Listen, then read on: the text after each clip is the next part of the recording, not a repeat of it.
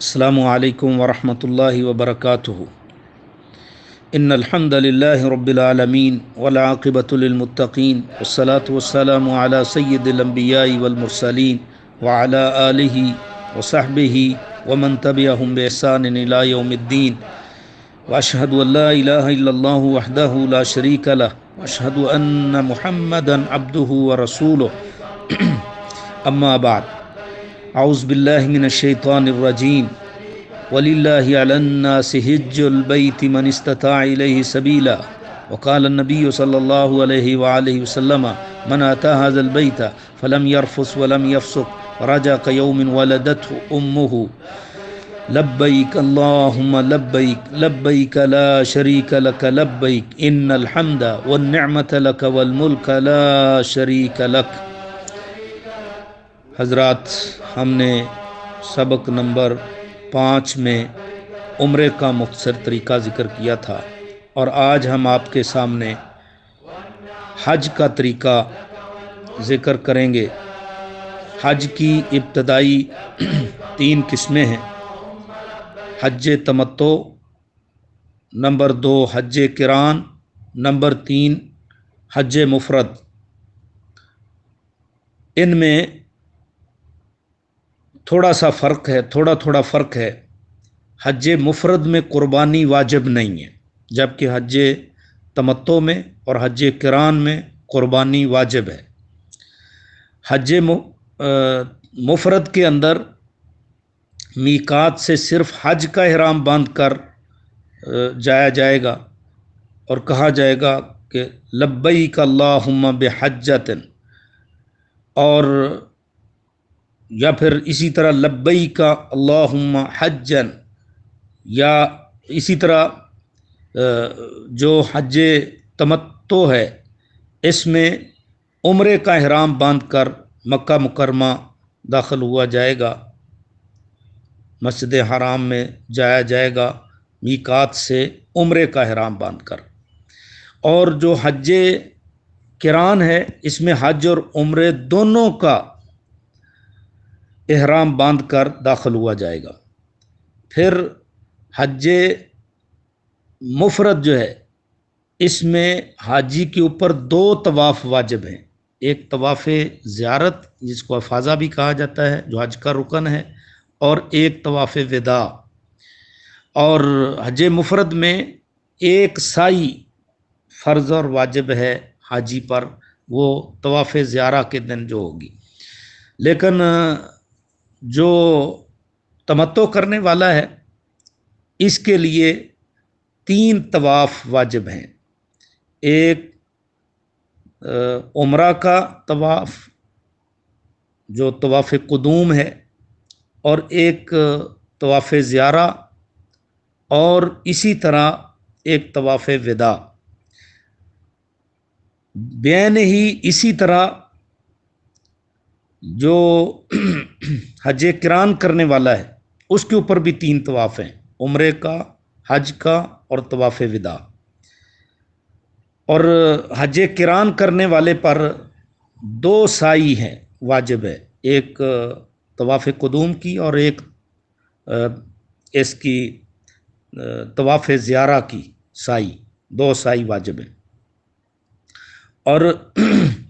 जो हज तमत्तो करने वाला है उसके ज़िम्मे भी 2 ईसाई हैं। अब तमत्तो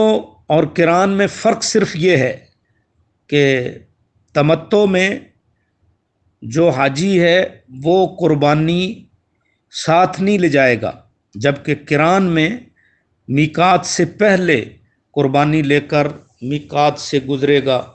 या पहले भी भेज सकता है। बहरहाल मीकात से बाहर से कुर्बानी लेकर वो हरम में दाखिल होगा, मीकात से गुज़रेगा हज किरान करने वाला। और हज तमत्तो के अंदर जब तवाफ़ कुदूम यानी उम्रा अदा कर लेगा तो फिर इहराम खोल देगा, और हज किरान के अंदर वो उसी तवाफ़ के साथ रहेगा। साई करने के बाद ना हिजामत करवाएगा ना ही इहराम खोलेगा, ताकि 8 ज़िलहज्जा को फिर यौम तरविया के दिन में ना जाएगा। اور نبی پاک صلی اللہ علیہ وآلہ وسلم نے یہ خواہش کی تھی، آپ نے فرمایا تھا کہ لو استقبلت من امری مستدبرت ما سقت الہدیہ، کہ جس چیز کا مجھے آج پتہ چلا ہے اگر پہلے پتہ چل جاتا تو میں قربانی ساتھ نہ لاتا تو میں بھی عمرہ کر کے احرام کھول دیتا۔ اصل میں یہ جاہلیت کی ایک رسم تھی کہ حج کے دنوں میں عمرہ کرنا من افجر الفجور سمجھتے تھے، تو نبی صلی اللہ علیہ وسلم نے اس پر کاری ضرب لگائی اور فرمایا کہ تم اپنے جنہوں نے احرام باندھا ہے حج کا تو وہ فسخ الحج الی العمرہ کر لے، یعنی حج کو عمرے میں تبدیل کر لیں۔ اور آپ نے فرمایا تھا کہ لو انی استقبلت من امری مستدبرت ما سقت الہدیہ، کہ اگر مجھے بھی یہ بات کا پتہ چل جاتا جو اب کچھ پتہ چلا ہے، پہلے پتہ چل جاتا تو میں بھی قربانی ساتھ نہ لاتا۔ یعنی آپ نے تمتع کی خواہش کی ہے، اگرچہ آپ نے کیا تو قران ہی ہے لیکن تمتع کی خواہش کی ہے۔ حضرت علی المرتضیٰ رضی اللہ تعالیٰ عنہ یمن سے آئے تھے، پوچھا علی کیسے احرام باندھا ہے؟ فرمایا اللہ کے رسول آپ کے احرام کی طرح۔ آپ پھر انہیں قربانی میں شریک کیا تھا، اس لیے کوئی یمن سے کچھ اونٹ بھی لائے تھے تو آپ نے انہیں قربانی میں شریک کر لیا، تو وہ بھی کارن ہی تھے۔ بہرحال یہ ہے کہ حج تمتع کی فضیلت ہے، اور نبی صلی اللہ علیہ وسلم نے گرچہ کیا تو قران ہے لیکن تمتع کی خواہش کی ہے، اور صحابہ کو آپ نے تمتع کروایا ہے جنہوں نے ساتھ قربانی میقات سے پہلے خرید کر نہیں لائے تھے، تو آپ نے انہیں تمتع کی کا ہی حکم کیا ہے۔ اور 8 ذی الحجہ کو یوم ترویہ کے دن، یوم ترویہ اس لیے کہتے ہیں کہ اس دن ان میدانوں میں تو پانی نہیں ہوتا تھا، عرفات مزدلفہ منا کے اندر، تو یہیں سے حاجی لوگ اپنے برتن بھی ساتھ بھر لیتے ضرورت کے لیے، اور اسی طرح اپنے اونٹوں کو بھی سیراب کر لیتے، اس لیے اس کو یوم ترویہ کہتے ہیں۔ تو یوم ترویہ کو مکہ مکرمہ سے اپنی رہائش گاہ سے ہی احرام باندھ کر منا کی طرف جانا ہے۔ کچھ لوگ بیت اللہ میں جا کر سعادت سمجھتے ہیں کہ وہیں سے احرام باندھیں، کوئی ضروری نہیں ہے، وہیں اپنی بلڈنگ سے ہی احرام باندھ کر جانا ہے۔ اور احرام باندھنے سے قبل لبیک حجن کہہ کر جو ہے نا سفر شروع کرنا ہے۔ احرام باندھنے سے قبل غسل بھی کرنا ہے اور خوشبو بھی لگانا ہے، لیکن احرام باندھنے کے بعد خوشبو استعمال کرنا یا خوشبو لگانا یہ درست نہیں ہے۔ البتہ اگر کوئی بیمار آدمی ہے تو احرام باندھتے وقت جہاں وہ لبیک حجن کہے گا، اسی وہ ساتھ یہ الفاظ بھی کہے گا اللہم محلی حیث حبستانی، یا اللہ مجھے تو جہاں روک لے گا میں وہیں احرام کھول دوں گا۔ اور احرام باندھنے کے بعد بلند آواز سے تلبیہ کہنا، وہی الفاظ جو میں نے ابتداً ذکر کیے، لبیک اللہم لبیک لبیک لا شریک لک لبیک ان الحمد والنعمت لک والملک لا شریک لک۔ اور یہ بھی الفاظ کہہ لے کہ اللہم ہذہ حجۃ لا ریا فیہا ولا سمعۃ، یا اللہ میرے اس حج کو دکھاوا نہ بنا دینا اور شہرت کا سبب نہ بنا دینا، اللہ اس کو اخلاص کے ساتھ قبول فرما لینا۔ 8 ذی الحجہ کو احرام باندھنے کے بعد وہ تلبیہ کہتے ہوئے منا پہنچے گا، تو وہاں یعنی ظہر سے قبل تلبیہ کہتے ہوئے منا پہنچے گا، وہاں ظہر عصر مغرب عشاء یعنی 8 تاریخ کی 4 نمازیں یہ وہاں پڑھے گا، اور 9 تاریخ کی فجر کی نماز یہ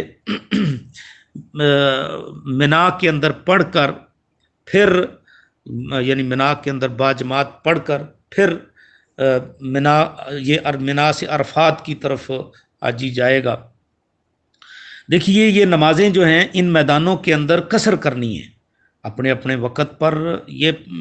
پڑھی جائیں گی منا کی نمازیں اور قصر کرنی ہے، اور یہ قصر جو ہے یہ قصر سفر نہیں ہے بلکہ یہ قصر حج ہے، یہ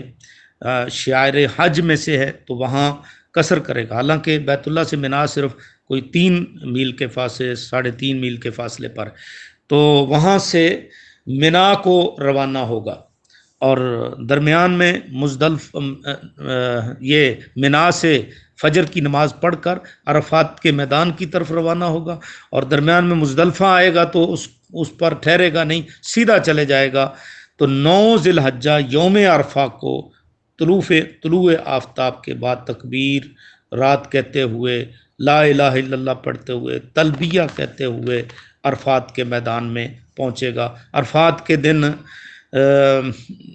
عرفات کے میدان میں یہ حاجی جو ہے یہ روزہ نہیں رکھے گا، البتہ پوری دنیا کے مسلمان جو ہے عرفہ کا روزہ رکھیں گے، اور یہ بہت بڑی فضیلت کا باعث ہے، 2 سال کے گناہوں کا کفارہ ہوتا ہے، لیکن حاجی عرفات کے میدان میں روزہ نہیں رکھیں گے۔ عرفات کے میدان میں داخل ہونے سے پہلے ایک وادی آتی ہے جس کو وادی نمرہ کہتے ہیں، جہاں مسجد نمرہ بھی بنی ہوئی ہے، اور اس کا کچھ حصہ جو ہے وادی نمرہ میں، تو وہاں قیام کرنا اور ظہر کے وقت عرفات میں امام کا حج کا خطبہ سننا اگر ممکن ہو سکے تو، کیونکہ وہ وادی نمرہ میں مسجد نمرہ کے اندر ہوتا ہے، تو وہ خطبہ سننے کے بعد ظہر اور عصر دونوں نمازیں ایک اذان اور 2 اقامت کے ساتھ ادا کرے گا، اور باجماعت پڑھے گا اور قصر کرے گا۔ یہ بھی جو قصر ہے یہ بھی حج کی ہی قصر ہے۔ تو یہاں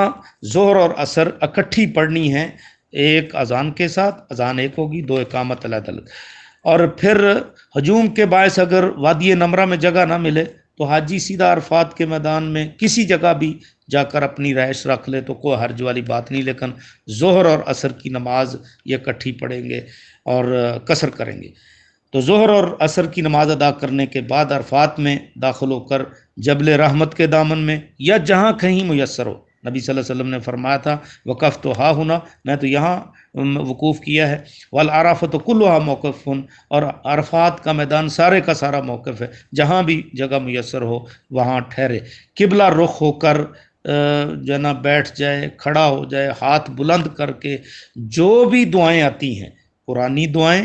یا سنت نبوی میں جو ثابت دعائیں ہیں، یا دنیا آخرت کی بھلائی کی جو اگر نہیں بھی یاد تو اپنی زبان میں بھی مانگتا رہے گا تو انشاءاللہ یہ ٹھیک ہوگا۔ اور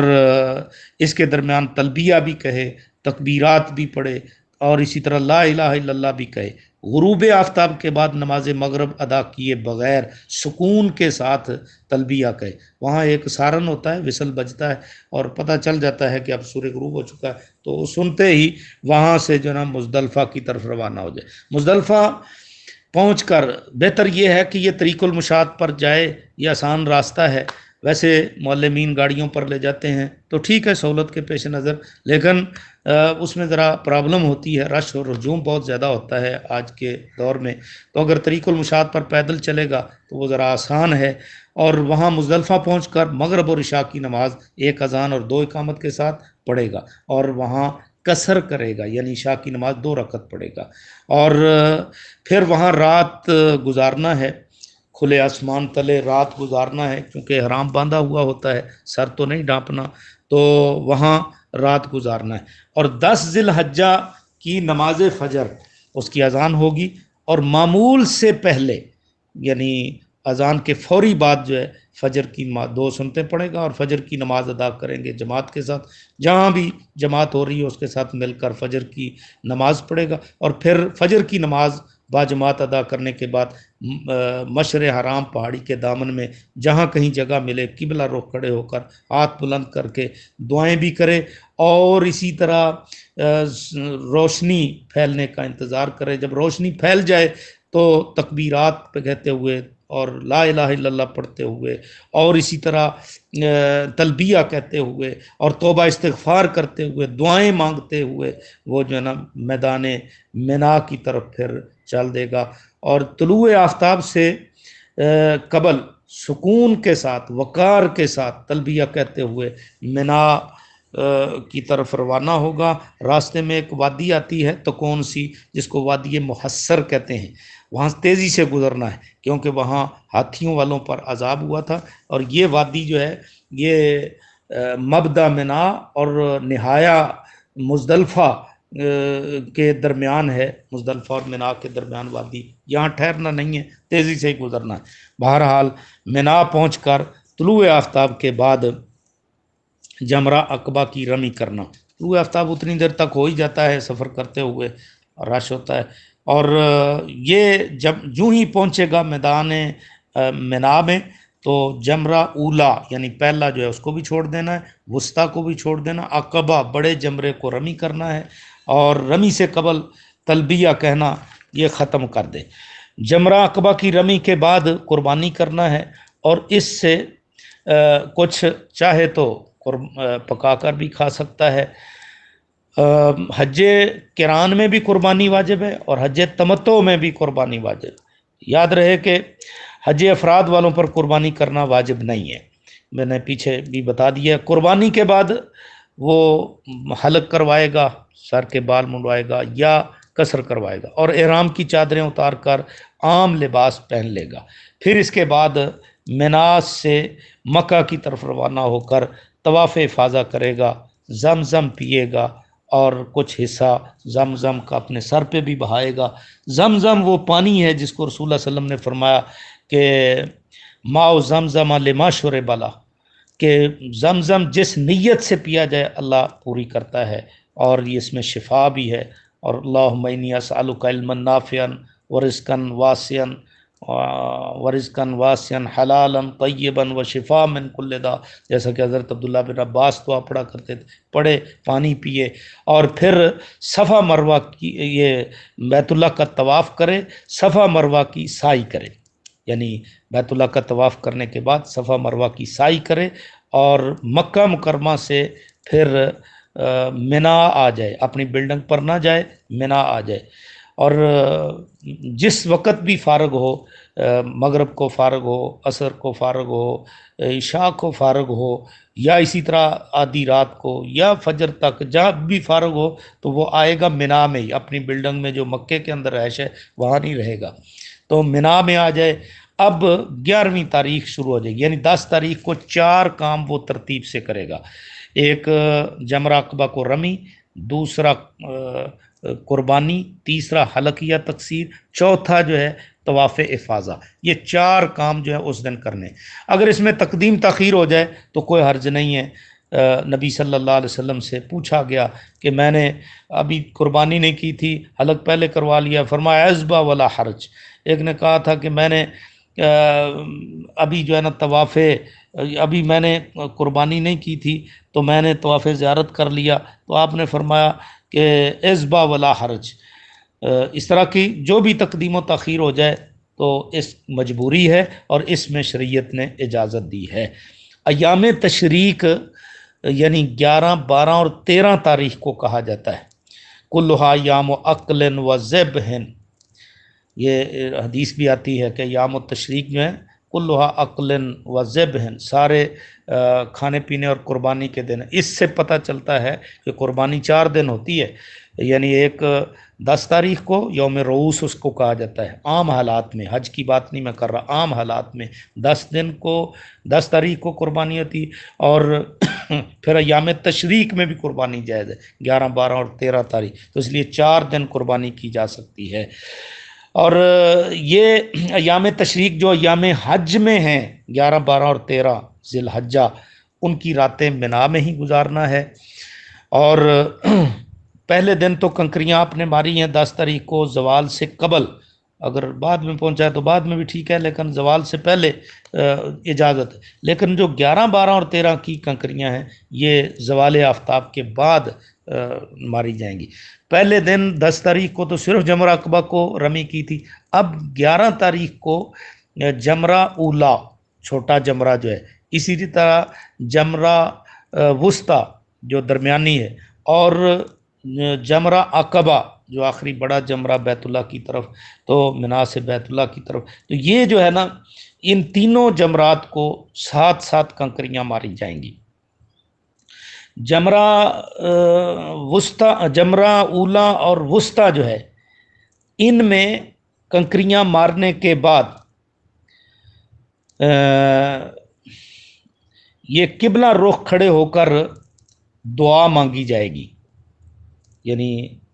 इस तरह खड़ा होगा कि यानी जमरा जो है वो दाईं जानब کہ جو ہے نا کنکریاں ماری اس طرح جائیں گی کہ جمرات کی طرف منہ کرے گا اور ہر کنکری پر بسم اللہ واللہ اکبر کہہ کر یا بسم اللہ اللہ اکبر کہہ کر یہ کنکریاں مارے گا، ہر کنکری پر اللہ اکبر اس طرح ہر کنکری پر، تو 7 کنکریاں مارنی ہیں، اور پھر تھوڑا سا وادی میں اتر کر بیت اللہ کی طرف کھڑے ہو کر رخ کر کے پھر دعا کرے گا، لمبی دعا کرنی ہے، یہ جمرہ اولا میں بھی اور جمرہ وسطیٰ میں بھی، پہلے دن بھی یعنی 11 تاریخ کو بھی، 12 تاریخ کو بھی اور 13 تاریخ کو بھی۔ لیکن جمرہ عقبہ کی رمی کے بعد دعا نہیں مانگی جائے گی، ادھر ویسے ہی کنکریاں مار کے واپس بلڈنگ پر پلٹ آئے گا منا کی طرف۔ اور قیام منا کے دوران اگر ممکن ہو تو جا کر طواف کر سکتا ہے، روزانہ بھی طواف کر سکتا ہے، لیکن ٹھہرنا جو ہے وہ منا میں ہی ہے۔ مسجد خیف میں باجماعت نماز ادا کریں اگر ممکن ہو سکے، تو یہ منا کی مسجد ہے جو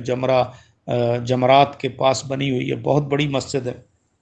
ہو سکے تو وہاں نمازیں ادا کرے، نہیں تو پھر جہاں کہیں خیمے لگے ہوئے ہیں وہیں نماز ادا کرے، اور باجماعت نماز ادا کریں، اور وہاں بھی قصر ہی پڑھنی ہے جماعت جتنی بھی نمازیں، تو وہاں فضول باتوں میں وقت نہیں گزارا جائے گا، بلکہ تکبیرات پڑھی جائیں گی اور لا الہ الا اللہ پڑھے، اللہ کی حمد و ثنا کرے، توبہ استغفار کرے اور دعائیں کرے، دنیا اور آخرت کی بھلائی کی دعائیں کرے۔ اور اسی طرح اگر کوئی اہل علم ہے تو انہیں چاہیے کہ وہاں جو ہے لوگوں کو حج کے طریقے سکھائے اور حج کے آداب سکھائے اور حج کے جو یعنی انداز ہیں وہ لوگوں کو سکھائے۔ تو بہرحال یہ 12 تاریخ یعنی منا کے جو ایام ہیں ان میں اس طرح گزارے گا، اور جو اگر چاہے تو 12 ذی الحجہ کو منا سے واپس آ سکتا ہے، کنکریاں مارنے کے بعد غروب آفتاب سے قبل نکلنا چاہے تو نکل سکتا ہے، اگر سورج منا میں ہی غروب ہو جائے تو پھر بہرحال منا میں ہی رہے گا۔ 13 تاریخ ذی الحجہ کی 13 تاریخ کو زوال کے بعد رمی جمرات کرنے کے بعد پھر منا میں واپس آئے گا، اور مکہ معظمہ پہنچ کر وہ اپنی بلڈنگ میں جائے گا، پھر جتنے دن اس کے باقی ہیں، یا پھر اگر وہ واپس بھی جانا چاہتا ہے تو طواف وداع کرے گا، اور طواف وداع کرنے کے بعد پھر وہ اپنے وطن واپس ہو سکتا ہے۔ اس میں ایک بات یہ ہے کہ اگر کسی بندے کے پاس قربانی نہیں ہے تو پھر وہ یہ کر سکتا ہے کہ 3 روزے منا کے ایام میں رکھ لے، جو وہاں دن اس کو ملیں گے 11، 12 اور 13 تاریخ، اور 7 روزے جب اپنے گھر وطن واپس آئے تو وہاں رکھے، دل کا شرط کاملہ، یہ 10 روزے یہ اس کے قے مقام ہو جائیں گے، قربانی کے قے مقام ہو جائیں گے۔ باقی رہی بات یہ کہ یہ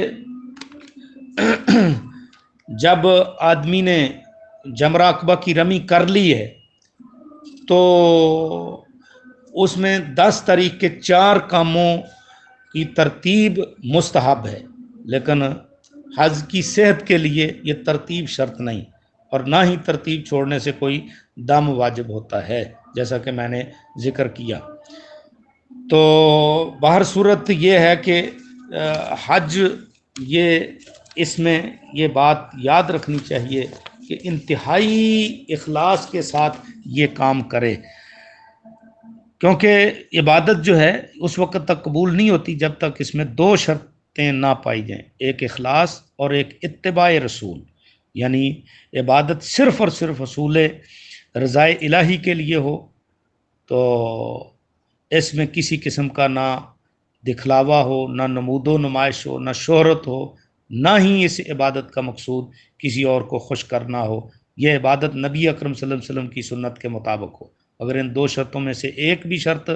مفقود ہو گئی تو عبادت رائے گاں جائے گی۔ اللہ کا ارشاد ہے وَمَا أُمِرُوا إِلَّا لِيَعْبُدُوا اللَّهَ مُخْلِصِينَ لَهُ الدِّينَ، نبی اکرم صلی اللہ علیہ وسلم کا فرمان ہے سلو کما رأیتمونی اصلی خذوا عنی مناسککم، اس لحاظ سے جو آپ صلی اللہ علیہ وسلم کا طریقہ ہے وہی طریقہ سب سے بہترین طریقہ ہے۔ اس بنا پر جو آپ کے طریقے کے مطابق عبادت کی جائے گی، چاہے وہ روزہ ہو، نماز ہو، حج ہو، زکوٰۃ ہو، وہی اللہ کے ہاں قابل قبول ہے۔ تو اللہ تعالیٰ سے دعا ہے اللہ رب العزت ہمیں بھی ان سعادتوں سے مشرف فرمائے، اور اللہ رب العزت جملہ مسلمانوں کو اخلاص کی توفیق عطا فرمائے، اپنی رضا کے لیے عبادت کرنے کی توفیق عطا فرمائے۔ اقول قولی ھذا وما توفیقی الا باللہ علیہ توکلت و الیہ انیب۔ جزاکم اللہ۔ السلام علیکم ورحمۃ اللہ وبرکاتہ۔ اشہد ان لا الہ الا اللہ وحدہ لا شریک لہ واشہد ان محمدا عبدہ